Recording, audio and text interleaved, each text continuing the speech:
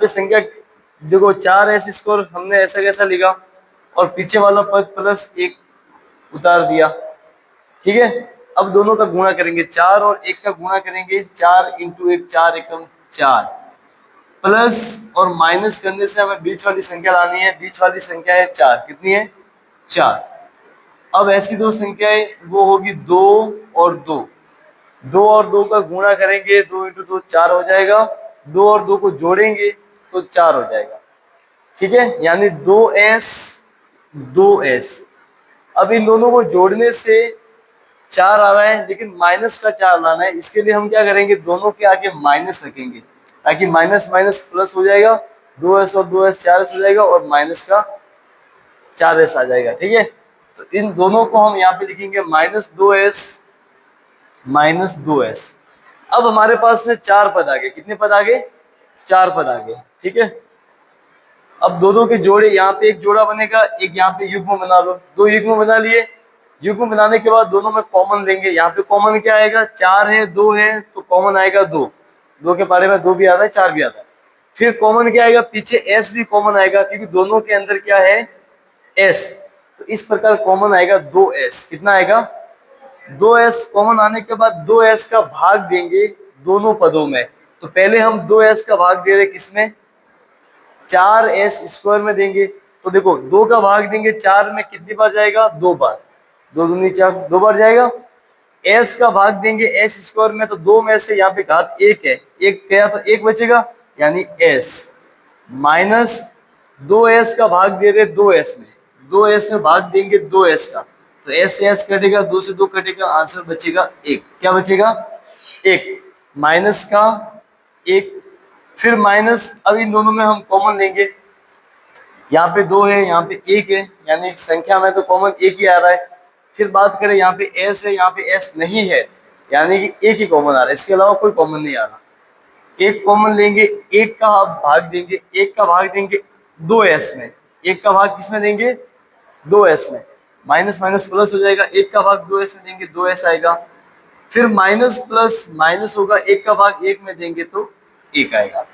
अब दोनों ब्रैकेट में देखो समान आ रहा है, ये 2s - 1, ये 2s - 1, यानी कि इसको एक बार उतार दो 2s - 1 और एक बार हम 2s, ये बाहर वाला 2s और ये -1, मतलब ये भी -1 में ही, दोनों समान ही आ रहे हैं।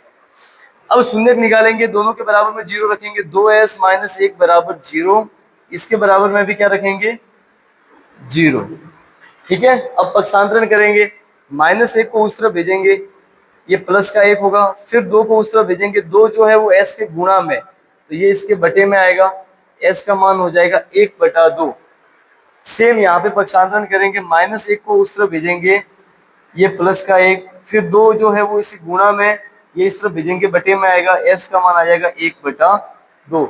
यानी कि जो अल्फा आ रहा है और जो बीटा आ रहा है, ये दोनों समान आ रहे हैं। अल्फा और बीटा का मान, दोनों के मान जो है वो कैसे आ रहे हैं, समान आ रहे हैं। अल्फा और बीटा यानी हमारे पास बहुपद के समीकरण हमें प्राप्त हो गए। अब हम आगे सत्यता की जांच करेंगे। क्या करेंगे, सत्यता की जांच। सत्यता की जांच करने के लिए फॉर्मूला सूत्र जो है वो क्या था, शून्यकों का योग, शून्यकों का योग बराबर अल्फा प्लस बीटा बराबर -b/a, ये शून्यकों का योग का सूत्र है। अब यहाँ पे a b c के मान कहाँ से निकलते हैं, जो हमारे पास सवाल है, सवाल में देखो s² का गुणांक 4 है, यानी कि a का मान 4 हो जाएगा।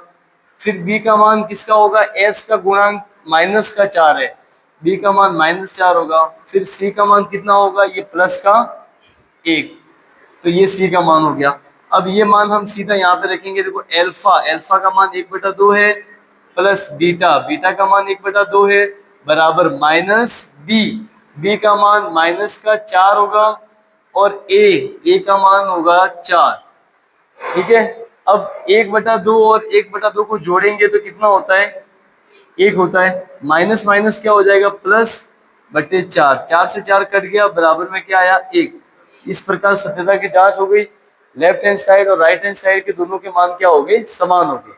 फिर आगे शून्यकों का गुणनफल, शून्यकों का शून्यकों का गुणनफल करेंगे। अब शून्यकों का गुणनफल जो है वो क्या होगा, अल्फा बीटा बराबर सी बटा ए। अल्फा बीटा बराबर सी बटा ए शून्यकों का गुणनफल होता है। शून्यकों का गुणनफल का सूत्र होता है अल्फा बीटा बराबर सी बटा ए। अल्फा का मान 1/2 गुणा बीटा का मान भी 1/2 है बराबर सी का मान आएगा 1 और ए का मान आएगा 4। अब ऊपर का ऊपर से गुणा करेंगे 1 आएगा, नीचे का नीचे से गुणा करेंगे 4 आएगा। 1/4 बराबर 1/4 और इस प्रकार ये सत्यता की जांच हो जाएगी। ये सवाल इस प्रकार से आपको करना है, ठीक है।